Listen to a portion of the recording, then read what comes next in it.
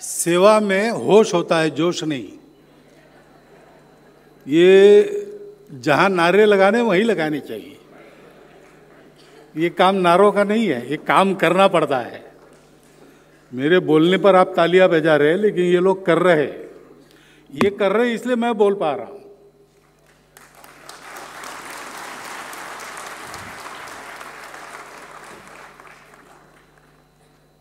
आदरणीय अर्जुन मुंडा जी, आदरणीय कपिल खन्ना जी,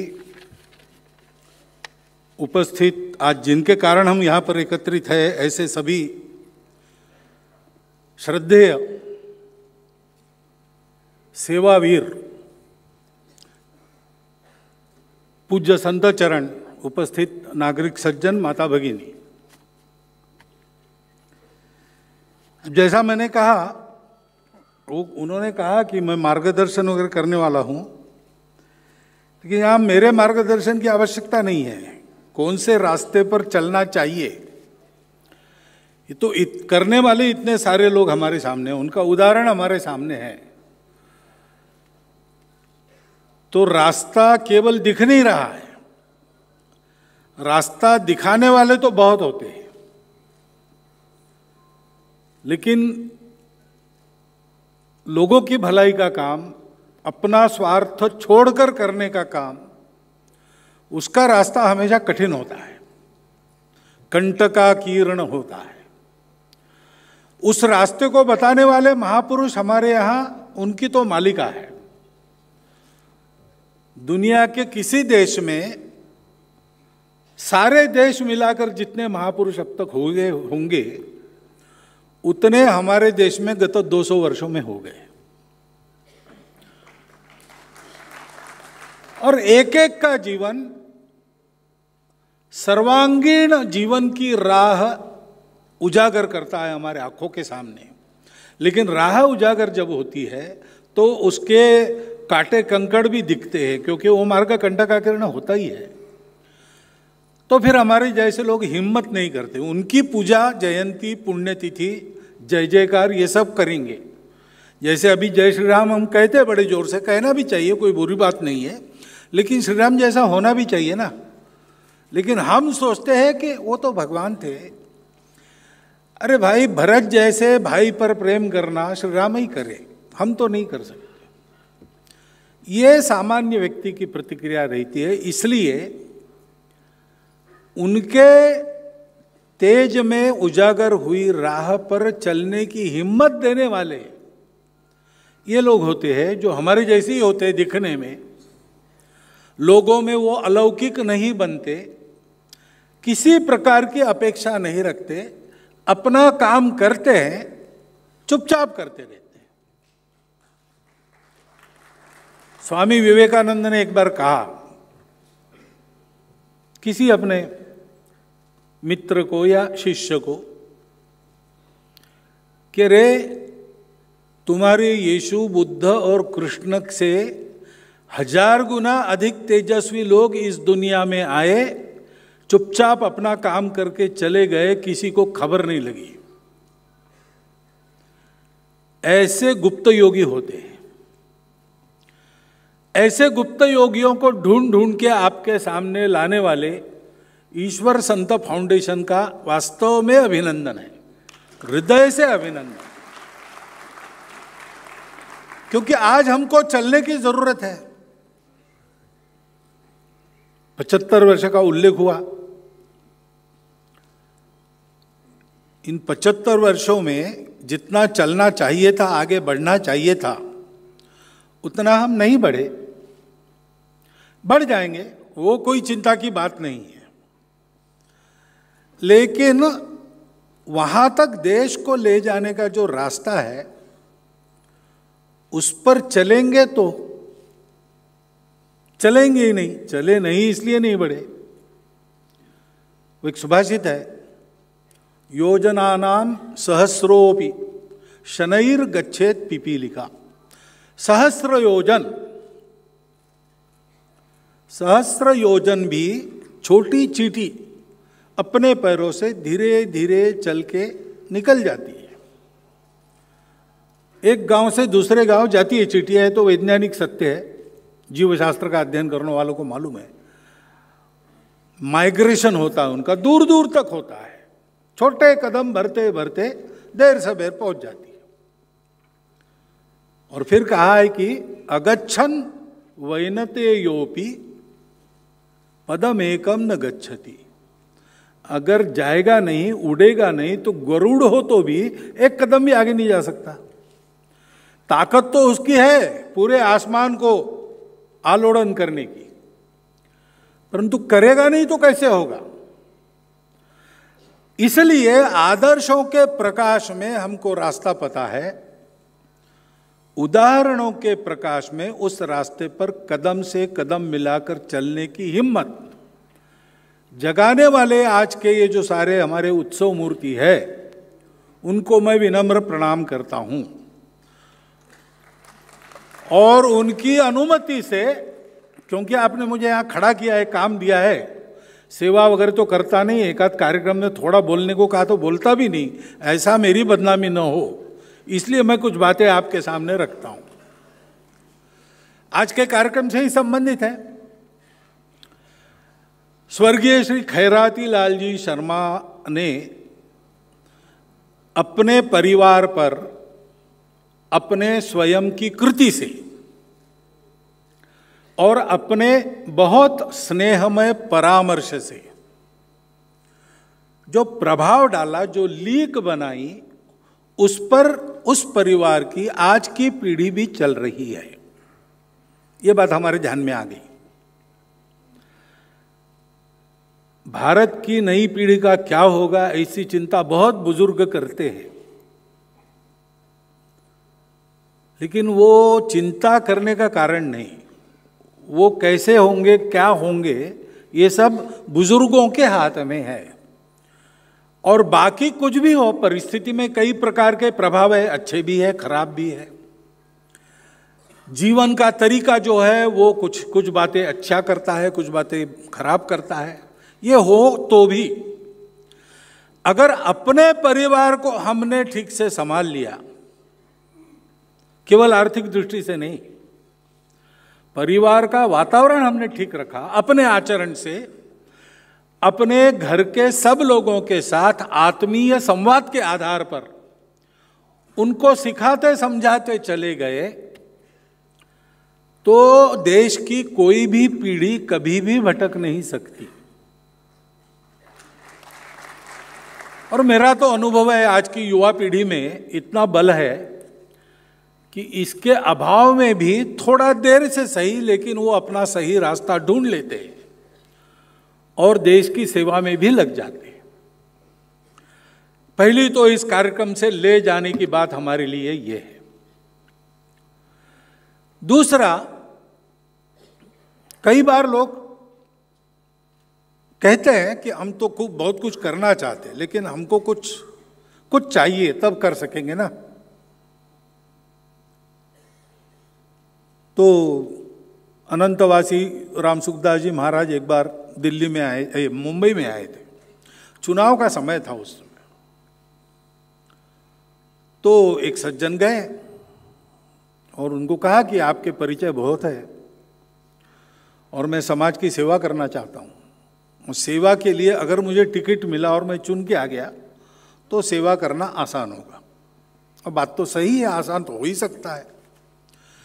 और इसलिए उन्होंने कहा कि मुझे एक अथॉरिटी मिलेगी, साधन भी मिलेंगे, तो मैं अधिक सेवा कर सकूंगा, आप थोड़ा फोन करके बोल दीजिए। तो राम सुखदास जी महाराज ने मिला, ये चुन के आने से फायदा क्या होगा, यही ना कि तुमको अधिकार मिलेगा और तुमको साधन भी मिलेगा। तो बोले हाँ। तो बोले कोई बात नहीं, मैं तुमको अधिकार दे देता हूँ, लिख के दे देता हूँ कि सेवा करने का अधिकार मेरे तरफ से इनको प्राप्त हुआ है। पूरे देश में तुम कहीं भी सेवा करो, तुमको कोई कठिनाई नहीं आएगी, और जितना खर्चा होगा सेवा में मेरे से ले लेना, मैं देते रहूँगा, तुमको कभी धन का अभाव नहीं होगा। मैं फोन नहीं करता, इतना करो तुम, मैंने दे दिया, लिख के देता हूँ, तुम करो सेवा।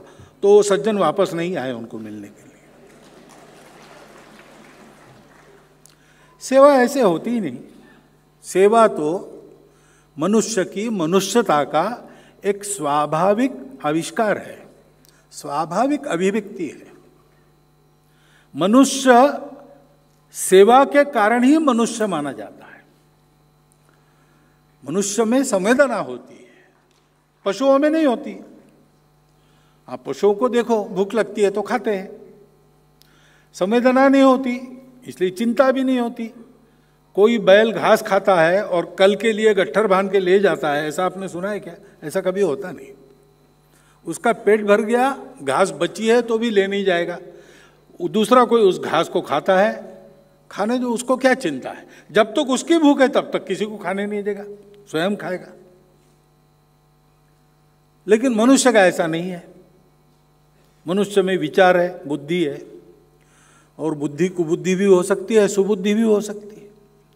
बुद्धि होना एक बात है, बुद्धि को उचित दिशा मिलना दूसरी बात है। और इसलिए मनुष्य के मन की संवेदना को उसने सुना तो वो नर से नारायण बन जाता है। मनुष्य ने अगर मन के अहंकार को चुना तो वो नर का नराधम हो जाता है। और इसलिए अपने यहां पर ये कहा गया है कि आहार निद्रा भय मैथुनम च सामान्यम एतत् पशुभिर नराणाम। बायोलॉजिकल एनिमल मनुष्य भी है, इसलिए बायोलॉजी में लिविंग थिंग के जितने फंक्शन है उतने सब मनुष्य करता है। वो छोड़ ही नहीं सकता, उसको करना ही पड़ता है। भूख लगती है तो खाना ही पड़ता है, कोई भी हो। पहुंचे हुए महात्माओं को भी कुछ तो आहार प्राप्त करना पड़ता है। हाँ, हम सामान्य मनुष्य ये भौतिक अन्न से प्राप्त करते हैं, वो सीधा वैश्विक ऊर्जा को प्राप्त करते हैं। लेकिन बिना ऊर्जा के कोई काम नहीं चलता। ऊर्जा के स्रोतों का उपयोग मनुष्य अपने आहार के लिए करता ही है। ऐसे सारी बातें मनुष्य को करनी पड़ती। परंतु कहा है कि धर्मो ही तेषाम अधिको विशेषो धर्मो विहीन पशुभिः समान। तो मनुष्य की विशेषता क्या है? उसके पास धर्म है, वही उसकी विशेषता है, उसके कारण वो मनुष्य है। अब ये धर्म बड़ा कठिन शब्द है, समझ में नहीं आता। लोग धर्म कहने के बाद एकदम पूजा देखने लगते हैं। तो पूजा तो सब धर्मों में एक छोटा अंग है। यहाँ जो धर्म कहा है वो जिसको आज मानव धर्म कहते हैं या हिंदू धर्म कहते हैं, उसको कहा गया है। यानी हिंदुस्तान से निकले सभी धर्म। क्योंकि वो ये नहीं कहते कि इसकी पूजा करो, उसकी पूजा करो। उसके प्रवर्तक उन पंथ संप्रदायों के धर्मों के, वो कहते कि मैंने ऐसा किया, मुझे मिला, तुम मेरे रास्ते चलो, तुमको भी मिलेगा।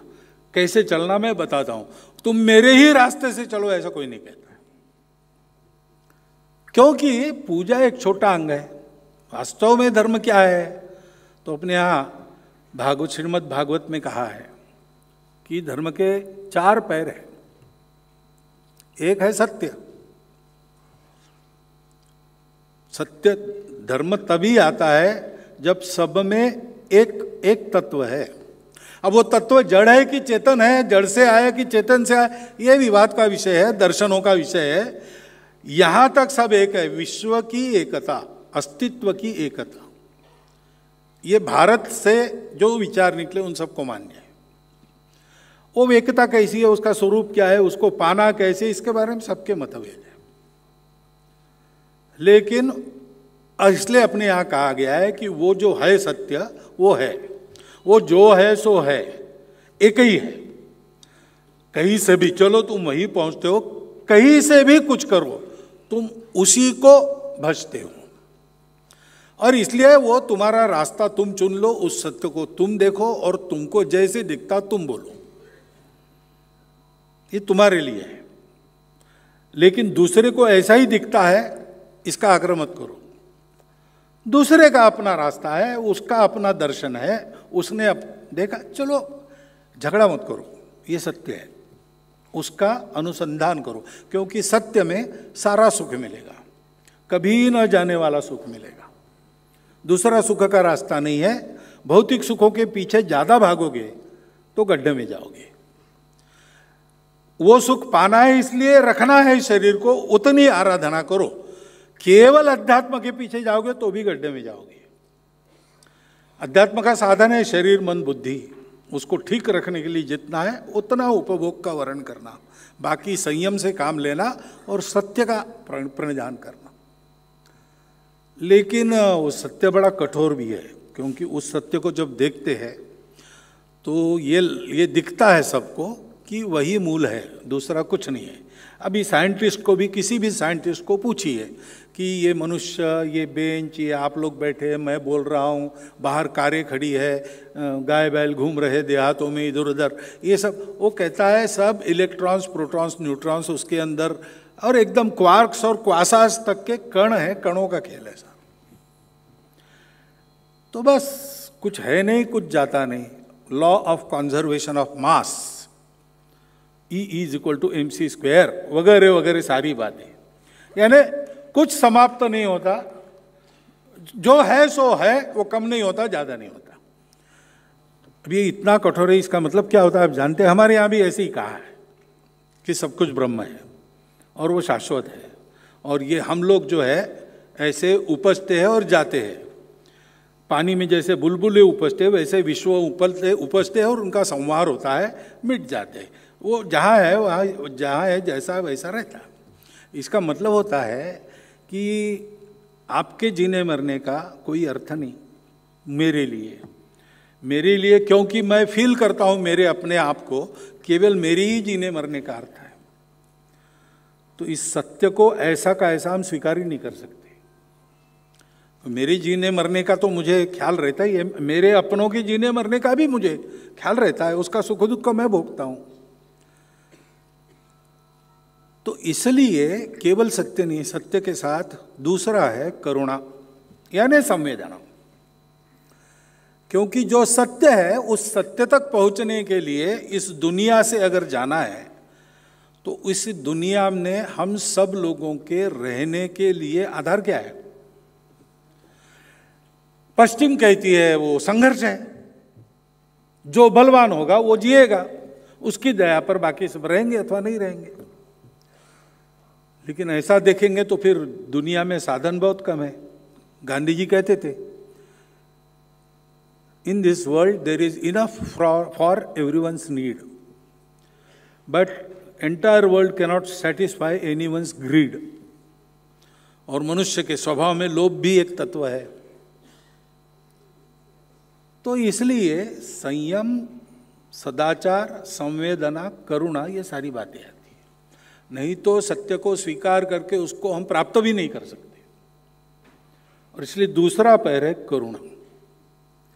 और ये करुणा मन में तब आती है और प्रभावी होती है जब पवित्रता है उद्देश्यों की। सेवा क्यों करना? वो सज्जन थे, टिकट मांग रहे थे, टिकट के लिए सेवा चाहिए थी उनको। वैसे तो हर 5 साल बाद बहुत सारे सेवा करने वाले निकलते हैं, और 5 साल के बाद यानी वो 3-4 महीनों के बाद नष्ट होते हैं, फिर से आते हैं, उगते हैं फिर से 5 साल के बाद। ये तो हम खेल देखते ही हैं। वो सेवा नहीं है। वो मजबूरी में भी सेवा नहीं होती। कोई हमारी अब मजबूरी है दुनिया में जीना है तो एक दूसरे को, ऐसा भी नहीं है, उसको भी सेवा नहीं कहते। मजबूरी में जो होती है, बचाए एक बच्चे को, तालाब में लोग तैर रहे थे, बच्चा गिर गया तो लोग चिल्लाए, दौड़ा एक जवान, कूदा, उसने उस बच्चे को पकड़ा, ले आया, लोगों ने कंधे पर उठा लिया। पत्रकार आ गए, पूछा कि कोई कूदा नहीं, आपको कैसे प्रेरणा हुई उस बच्चे को बचाने की? वो बाद में बताता हूँ, मुझे धक्का किसने मारा उसको मैं ढूंढ रहा हूँ। अब धक्का मारा, वो वहाँ गिर गया, वो बच्चा वहाँ था, उसने गला पकड़ लिया। तो मरना है तो उसके साथ, जीना है तो उसके साथ। तो ये मजबूरी में अच्छा काम करना, ये भी सेवा नहीं है। सेवा स्वार्थ की होती नहीं, सेवा अहंकार की भी नहीं होती।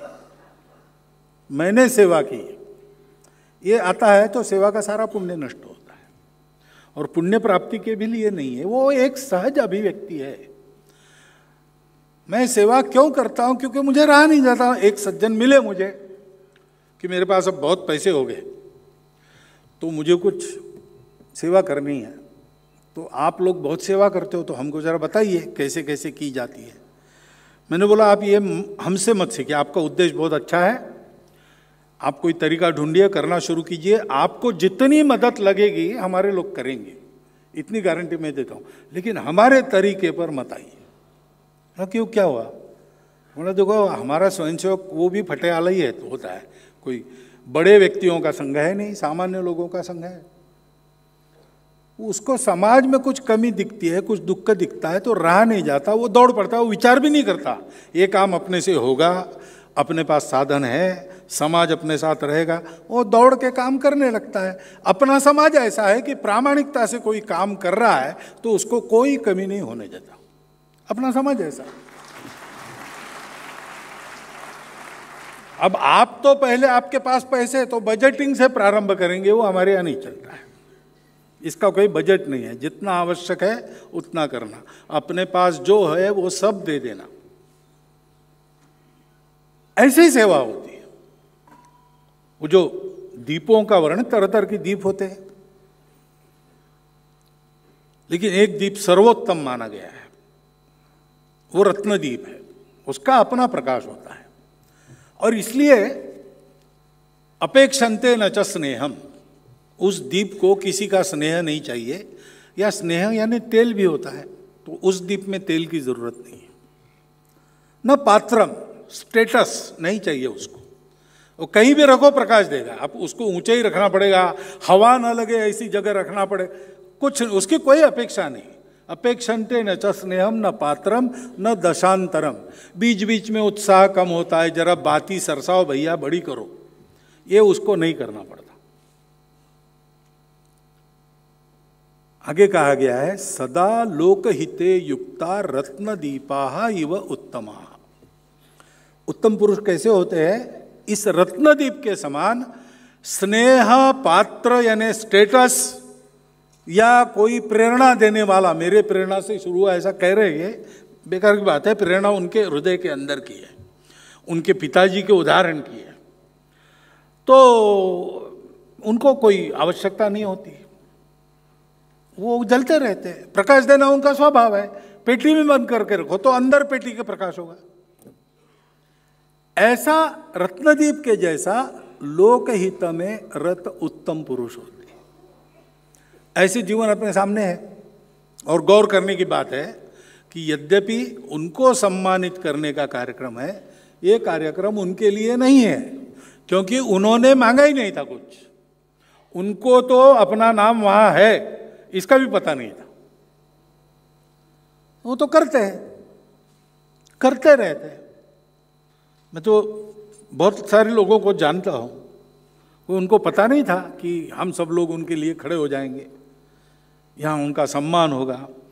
उन्होंने काम शुरू किया तब भी अगर कंप्यूटर में डाटा फीड करते कि इनके पास क्या क्या है काम करने के लिए, तो कंप्यूटर कहता कि ये काम चलेगा ही नहीं, लेकिन वो चल पड़ा और आगे बढ़ा।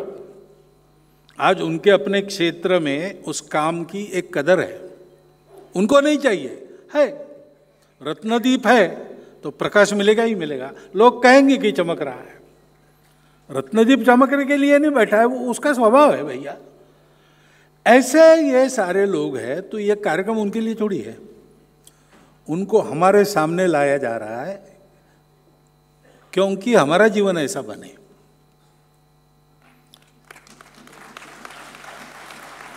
सेवा सेवा बड़ी या छोटी इससे फर्क नहीं पड़ता, सेवा अंतःकरण पूर्वक, आत्मीयता पूर्वक, संवेदना के कारण, अहंकार को भी भूल के,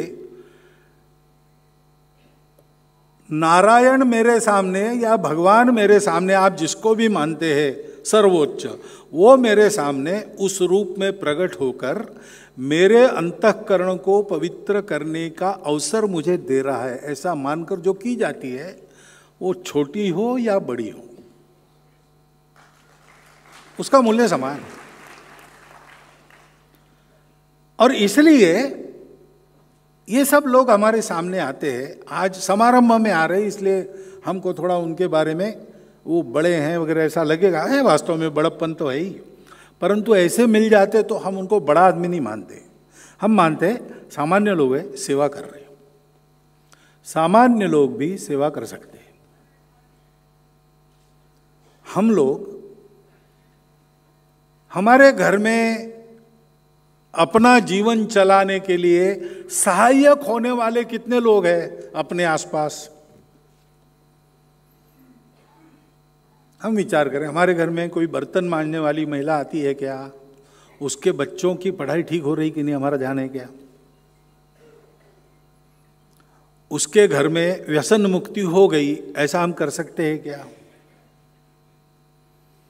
हम जिस हेयर कटिंग सैलून में शहरों में होते हैं, कस्बों में और कम होते हैं, और गांव देहात में तो नाऊ घर पर आता है, ऐसी स्थिति आज भी कहीं कहीं है। लेकिन ये हमारा ही जीवन चलाते हैं ना, तो उनका सब कुछ ठीक हो रहा है क्या? बिल्कुल, सेवा के लिए क्षेत्र आपको ढूंढना नहीं पड़ेगा। अपने चारों ओर हम अपनी शक्ति लगाकर ठीक कर सकते हैं ऐसी बहुत सी बातें। अभाव को दूर करना, दुख को दूर करना, उन्नति के पथ पर ले जाना, सामाजिक महत्व के या व्यक्तिगत महत्व के, स्वच्छता से लेकर पर्यावरण तक जो विषय है उसमें लोगों की जागृति करना है, उससे अच्छा मनुष्य उसको बनाना, भौतिक आध्यात्मिक दोनों रूपों में, ये सेवा है।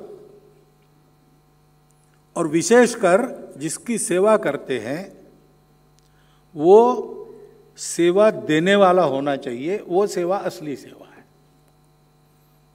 एक कहावत भी थी ऐसी कि आप भूखे को एक मछली देते हो, उसके बजाय उसको मछली पकड़ना सिखाओ तो ज़्यादा, तो सदा के लिए इलाज हो जाएगा। ऐसे इस सेवा के द्वारा देने वाला रह नहीं जाता, वो लेते लेते देने वाला बन जाता है। कविता कुछ मराठी में एक कविता है कुसुमाग्रज कि देने वाला देता जाए, मैं हिंदी बता रहा हूं उसका, देने वाला देता जाए, लेने वाला लेता जाए, लेते लेते लेने वाला देने वाले के हाथ ले जाए। ये देते रहना चाहिए तो वो भी देने वाला बनेगा। ऐसा भी इन प्रकल्पों के सेवितों में से हमने सुना हुआ है। ऐसी सेवा हम कर सकते हैं, हम सब लोग कर सकते हैं, संस्था बना के कर सकते हैं, जो संस्थाएं कर रही है उनके साथ लग सकते हैं। हम अपने परिवार के द्वारा आसपास ऐसी सेवा कर सकते हैं। सेवा के लिए सहायता देने से प्रत्यक्ष हाथ से सेवा करने तक अगर इस भावना से की जाए तो वो सेवा सबको लगती है, करने वाले को, जिसकी करते हैं उसको, और पूरे समाज को। क्योंकि आखिर समाज क्या है? समाज भीड़ तो है नहीं। अपने यहाँ पुराना शब्द था जनपद, आजकल हम जिले को जनपद कहते, वो नहीं। राष्ट्र, नेशन के अंग 7 अंग होते हैं, उसमें मुख्य अंग है जनपदवती भूमि, यानी एक भूमि जिस पर एक जो समूह रहता है मनुष्यों का, वो केवल समूह नहीं है, वो समाज है। समाज है। समाज है यानी क्या है? उसके सामने एक निश्चित उद्देश्य है और वो परस्पर आत्मीयता से बंधा है, संवेदना से बंधा है। सबकी चिंता करके उस समूह के सब लोग चलते, केवल अपनी अपनी नहीं देखते। Everyone for himself, they will take the hindermost, ऐसी भीड़ होती है। लेकिन समाज होता है कि कहीं कुछ गड़बड़ हुई तो दौड़ पड़ता है। जैसे जीवंत शरीर होता है, तो जीवंत शरीर में कहीं एक जगह कांटा चुभ गया तो तुरंत आंखें उधर जाती है, हाथ आगे जाते हैं उस कांटे को निकालने के लिए, बुद्धि विचार करती है इस पर कोई दवाई लगाना चाहिए क्या, सारा शरीर वहां की सेवा में जुट जाता है। और डायनासोर नाम के प्राणी आपने सुने, वो कैसे खत्म हुए होंगे, कैसे खत्म हुए? अनेक कारण बताते, उसमें एक कारण ये भी बताते कि उसका शरीर इतना प्रचंड था कि एक जगह कांटा चुभा तो उसकी संवेदना, उसके मगज छोटा था, उस दिमाग तक उसकी संवेदना जाना, वहाँ से कृति का आदेश जाना और फिर कृति होना, इसमें बहुत समय लगता था। इतने समय में तो, और नोचने वाला नोच के ले जाए मांस का टुकड़ा, और इसलिए उनका पतन बहुत जल्दी हुआ। अब हम 130 करोड़ वाले हैं, 3000 किलोमीटर लंबी चौड़ी भूमि है, प्रचंड देश है अपना, और इस प्रचंड देश में विविधता भी है, जैसे शरीर के अवयवों में होती है। लेकिन इतना प्रचंड शरीर होकर भी यूनान, मिस्र, रोमा सब मिट गए जहां से। कुछ बात है कि हस्ती मिटती नहीं हमारी। ये आज तक कैसे हुआ है? आज तक ऐसे ही हुआ है। हमारे सामने एक सब भारतवासियों के सामने एक आदर्श है, पूरे विश्व को सुसंस्कृत करना है। पूरे विश्व को मनुष्य जीवन कैसे जिया जाता है अपने जीवन से सिखाना है। किसी को जीतना नहीं है, किसी को बदलना नहीं है, उसको समृद्ध करना, जैसा है उससे अधिक अच्छा बनाना है, यही सेवा है। और पूरे भारतवर्ष के लोग प्राचीन समय से पूरे भारत को अपना मानकर चलते हैं, भूमि को भी और लोगों को भी। पूरे भारत का वर्णन रामायण में है, पूरे भारत का वर्णन महाभारत में है। कालिदास तक कवियों ने भारत प्रशस्ति गाई है, और यह वेदों से लेकर जो अखंड परंपरा चलती है सारे भारत को अपना मानने की, देखने की, वो अभी तक जारी है। ये जो संवेदना है, इस भूमि के प्रति अपनी संवेदना है, और इस भूमि के पुत्रों के प्रति अपनी संवेदना है, क्योंकि इस भूमि को हम मातृभूमि मानते हैं। उसकी प्रत्येक संतान हमारी अपनी सहोदर भैया बहन है, सगे भाई बहन है हम सब लोग। इस संवेदना से अगर हम काम करेंगे तो क्या मजाल है, इस देश का विकास नहीं होगा। 75 साल बहुत लग गए, ऐसा होता है, लेकिन ऐसे जाग गए ना तो 15-20 साल में ठीक हो जाएगा सब। इतनी ताकत है अपनी। उस ताकत को जोड़ने वाली ये संवेदना, जगाने वाले ये सारे उदाहरण अपने सामने हैं। ये कार्यक्रम उनके लिए नहीं है, ये कार्यक्रम हम सब के लिए है। हम जागे, अपने जीवन को सेवा में लगा दे, अपने देश को परम वैभव संपन्न और विश्वगुरु बनाए, ताकि संपूर्ण मानवता इस प्रकार एक आत्मीयता के सेवा भाव से आप्लावित होकर सुख शांति में सुंदर जीवन जीते हुए कोई व्यक्ति दुखी न हो, कोई व्यक्ति अभावग्रस्त न हो, किसी के मन में किसी चीज का मलाल न हो, जिसको जो चाहिए वो सब मिले, और सब मिलके इस अपने विश्व को अधिक सुंदर, सुसज्जित, पर्यावरण शुद्धता को लाते हुए करे, ऐसे जिए, ऐसी दुनिया बनाने वाला भारत खड़ा हम कर सकते हैं अगर हम अपने अपने दायरे में, जो छोटा है बड़ा है जैसा है, उस दायरे में इन उदाहरणों का प्रत्यक्ष अनुकरण करते हैं। मुझे लगता है कि इस प्रकार का कार्यक्रम इसलिए किया जाता है कि हमारे लिए उसमें एक बोध है, उस बोध को ग्रहण करें, उसका चिंतन करें और चिंतन को कृति में बदले। इतना एक अनुरोध आपके सामने करता हूं और धन्यवाद करता हुआ मेरी 4 शब्द समाप्त करता हूं।